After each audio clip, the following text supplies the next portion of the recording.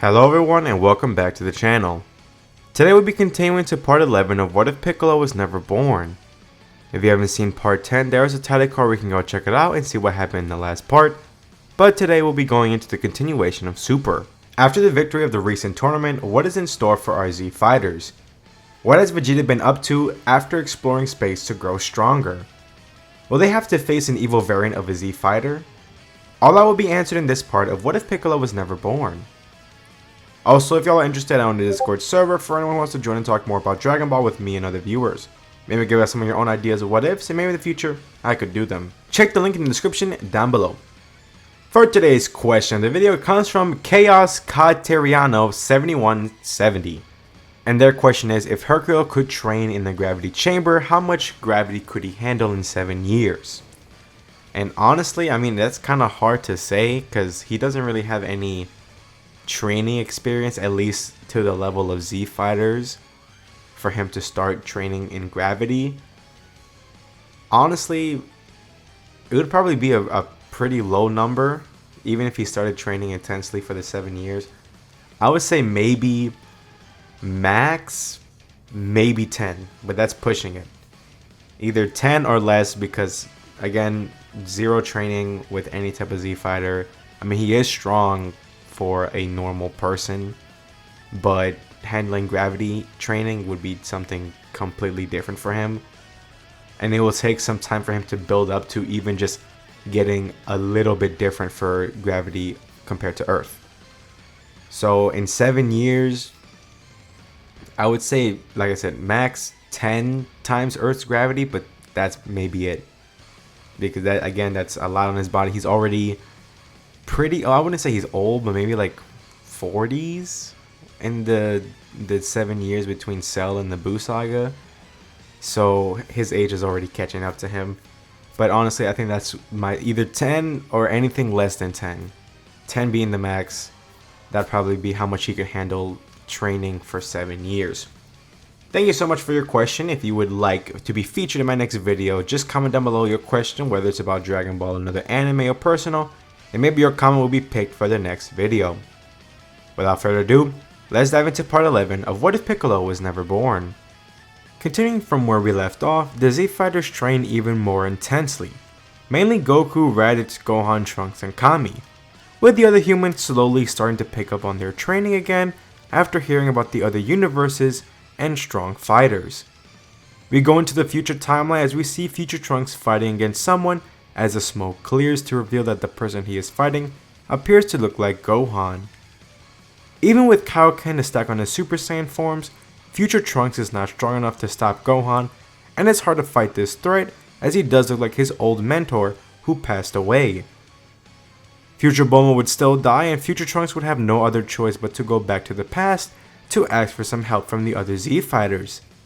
He is barely able to make it to his time machine and to travel to the past before passing out, as present timeline Bulma would hear the explosion and see an injured future Trunks. Bulma would see all this play out and asks her mother why her older brother is very injured. Bulma wouldn't explain right away as she is focused on treating future Trunks and trying to call the others that are currently on Beerus' planet. Getting the call from Bulma, both Gohan and Trunks would use their Kai Kai technique to teleport all 5 of them to Earth right away and instantly see future Trunks. Now seeing him again makes Trunks a bit uneasy, as they are kind of the same person, but he also feels a tad bit jealous as well, knowing that this version of him has the potential of Gohan, and seeing him be this weak makes him angry. Bulma is confused as now she is seeing 2 of her brothers, but she gets sent away before she can get any explanation. When future Trunks wakes up, he sees his alternate version of himself and asks what happened, as Trunks would just scoff and walk away. Future Trunks would finally get his bearings and tell everyone what happened to his timeline, and talked about fighting an evil version of Gohan, which shocked them all, and also explained how he wasn't strong enough to stop him. Not wanting to hear future Trunks anymore, Trunks challenged him to a fight, wanting to see how strong he is. Future Trunks didn't want to fight him, saying he is half Saiyan while Trunks is just a normal human, and hearing that ticked Trunks off. He charged in, his mystic form being his permanent base form, and struck future Trunks, sending him flying away. He gets up pretty injured from the blow as Bulma would yell at Trunks to stop it, but Trunks wasn't having it. Trunks begins pushing Future Trunks, talking all the trash he can to make him angry. Future Trunks tries to calm him down, but Trunks doesn't listen as he stacks Kaioken on top of his Mystic Form, and if his Mystic Form already contains the power of his maximum Kaioken, Trunks pushes his body further, barely containing the energy as he rushes right at Trunks. He is sent flying as Trunks keeps talking, saying that he doesn't believe a version of himself that is half Saiyan is so weak compared to just a normal human, and even going to blame Future Trunks for being too weak to protect anyone he cares for, as this is what pushes Future Trunks. He powers up to Super Saiyan 2 and rushes right at Trunks, but even then Trunks is stronger than Future Trunks. All the training he has been doing with gods have made him much stronger than that of a Super Saiyan 2. Future Trunks is stunned that a human version of himself is more powerful than his Super Saiyan 2 form. Trunks powers down from Kaioken, his body pulsating from all the strain that he has been through, saying that if he wants peace then he has to earn it.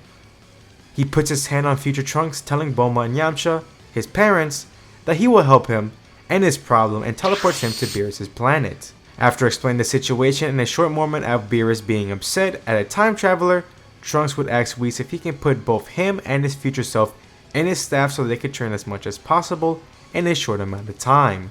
Trunks and Whis' bond has grown strong and would accept his request, and even help them as much as possible. Whis would be very curious of Future Trunks with the fact that this version of Trunks is a half Saiyan, so he would help him learn the God forms which in a month or two he would acquire. Being a half Saiyan, Future Trunks caught up quickly. Once he got into Super Saiyan God, he surpassed Trunks rather easily, even if Trunks stacked Kaioken on top of his Mystic Form. This somewhat angered Trunks. I mean, yes, he wanted to help Future Trunks out, but this further shows him that no matter how hard he trains, it wouldn't be enough to keep up with the Saiyans or hybrids. This anger did help him, however, reaching something new. During a sparring match with Future Trunks, present Trunks was losing, no matter how much he threw at him. Future Trunks offered to use Super Saiyan God, but this made him more upset as he powered up, unlocking a new form, his Beast form. This shocked Future Trunks and Whis. Even himself was stunned that he got the form that Gohan had. With this new transformation, he was stronger than Future Trunks in his Super Saiyan Blue form, as he actually managed to beat him. At this point, they both thought they were strong enough to stop this threat and thanked Whis for training them. They would return to Earth and prepare to travel to the future, but Kami would stop Trunks and give him a small container, and gave Trunks a crash course on how to perform the evil containment wave in case that the threat is too powerful to beat. Trunks would take it and thanks Kami for the backup plan as they would leave for the future timeline. Once they arrive, Trunks would see all the destruction that is around them as he is shocked to see what this timeline has come to, and not long after they would see nearby explosions as they would head over to go see Gohan Black. This shocks Trunks, seeing someone who looks like a person he considers a rival and a brother. They both go to attack him, and at first things are going well as they are overpowering him, but then Future Trunks is attacked by Zamasu, and now the fight is an even playing field. Future Trunks wouldn't want to waste any time and powers up to his Super Saiyan Blue form to fight Zamasu, and at first he is beating him with ease, and even shoots a full power blast to completely erase him. As he is about to go head back to Trunks to help him fight Gohan Black, he hears Zamasu's laughter as he turns around to see Zamasu unfazed by his attack. Future Trunks is stunned but then is sent flying by Zamasu's attack. Trunks is fighting against Gohan Black, both in their base form. Gohan Black would mock Trunks, asking why isn't he going into his Super Saiyan forms like his future self, not aware of the timeline differences between Trunks and future Trunks. Trunks is angered by this, but tries his best to keep it controlled so that Gohan Black cannot use it against him. Trunks remained in his base form for now, not to exhaust himself so quickly, only using Kaioken for short brief moments, but for now, Trunks has the edge over Gohan Black. For a while, things seemed good for our Z fighters when facing against Gohan Black and Zamasu, but things would be turning for the worse. Future Trunks was getting tired by fighting Zamasu, as he would just regenerate all the injuries he takes, while for Trunks, Gohan Black was growing stronger the longer they fought and was slowly surpassing Trunks. It got to the point where Gohan Black actually unlocked the Beast form for himself and was overpowering Trunks. Seeing this, Trunks would even power up to his own Beast form, But even then, he wasn't as strong as he would have to resort to stacking Kaioken to have the lead, but he couldn't keep it for long as his body couldn't deal with the strain. Trunks did pack some senzu beans in case they needed it, and it seemed like he would be having to go through a lot of them just to stay in the fight. Gohan Black and Zamasu grew tired of fighting and would decide to fuse into Fuse Zamasu, and things got worse as now they were a lot more powerful and the two Trunks weren't too sure on what to do.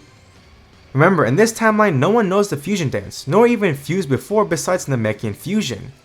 The two would try to fight together, but even then it's not enough. Together they used Kaioken with both going far past their limits, almost destroying their bodies. They both would form key swords and rush right at Fuse Zamasu, cutting him into many pieces like how Future Trunks did with Mecha Frieza in the normal timeline. They would then use all their energy into a blast, hitting Fuse Zamasu point blank as they both collapse to the floor exhausted and out of energy. They look over to the clouds of smoke in hopes that what they did finally ended him, but it didn't, as Fuse Zamasu just regenerated but into a horrific half-purple version of himself. Trunks grew angry that Zamasu kept coming back no matter what they threw at him. He opened his bag and he only had 2 senzu beans left. But then he remembered the evil containment wave that Kami told him about, so he had one final plan. Trunks tells Future Trunks to hold them off long enough so he can prepare this attack that could help them win. Future Trunks would try his best holding them off with Super Saiyan Blue and Kaioken stacked on top of it for a few minutes until his body gave out, as Zamasu prepared to finish him off, but then is caught in an attack, as we see Trunks performing the evil containment wave, sealing Zamasu into the container that Kami gave Trunks, as Trunks would fall over almost passing out, as he had to use a lot of energy to contain someone this powerful. Together they would get up and celebrate that they stopped the threat, as Trunks would also apologize to Future Trunks about the things he said, as he didn't know how bad things were, as he explains how he is glad he decided to come help his future self, as they're the same person no matter what type of alien DNA he has, as this event helps brings the two versions of Trunks together before ultimately returning to their own respective timeline. And that's where we leave it off for now. Tell me how y'all think about the 11th part and how I did with the continuation of this What If. What has Vegeta been up to since we last saw him? What would the Universe 7 team look like in this What If? Could they still win without having as many heavy hitters as they did in the normal timeline? What could have happened differently? Leave your thoughts down in the comments down below. I would love to hear them. If y'all are interested and enjoyed, please leave a like and subscribe. Hit the notification bell to be alerted whenever I post another part. Thank y'all so much for watching, and I will see y'all in the next part. See ya!